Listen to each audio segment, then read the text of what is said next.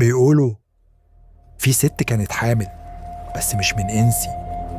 كان حملها بيزيد، بس بطنها ما فيهاش نبض، ما فيهاش روح بشرية. كان فيها شيطان صغير بيتكون جواها. كل ليلة تحلم بظل أسود يحط إيده على بطنها ويقول لها ده ابني وانتي أم الشياطين.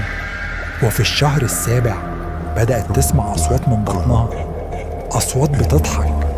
والأطباء قالوا لها مفيش جنين، ده كيس فاضي. لكن بطنها كانت بتتحرك زي ما في مخلوق بيتقلب وبيضحك جواها. وفي ليلة الولادة ما خرجش طفل، خرج ظل أسود واختفى وسابها تصرخ. لحد النهاردة محدش شاف ابنها، بس كل ما تيجي ساعة الولادة البيت كله يسمع ضحكته. ابني ابني من الجن ولسه راجع.